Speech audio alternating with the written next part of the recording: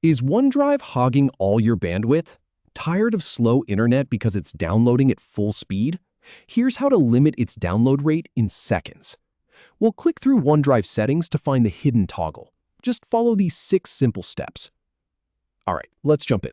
So the first thing you need to do is find the OneDrive icon in your taskbar. That's the little area down by your clock on the bottom right of your screen.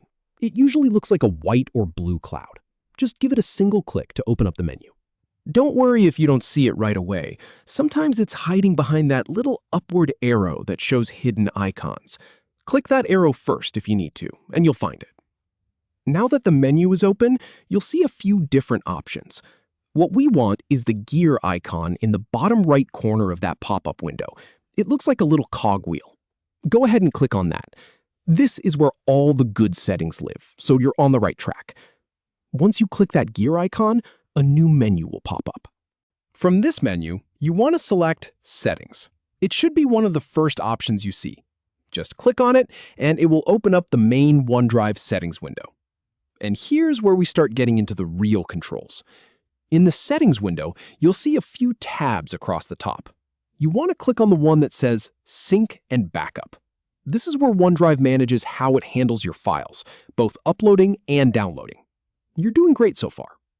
Now, we need to dig a little deeper. So, scroll down a bit in the Sync and Backup section until you see an option that says Advanced Settings. It's usually near the bottom of that page. Click on that, and it will expand to show you some really useful controls. All right, this is the moment we've been working toward. In the Advanced Settings, you'll see a section called Download Rate. It probably says it's currently turned off, which means OneDrive is using as much of your internet as it wants. Right next to that, there's a toggle switch. Just click it to turn it on. Once you do, a box will appear where you can type in your preferred limit. Now, here's the important part. You need to decide what speed to set. If you have a really fast internet connection, you might want to set it to something like 5 or 10 megabytes per second. That's plenty for background syncing. If your connection is slower, something like 1 or 2 megabytes per second will still let OneDrive do its thing without choking everything else. And here's a tip from my own experience. You can always come back and adjust this later. So if you find your browsing is still slow, just bump it down a little more. And that's it. You're done.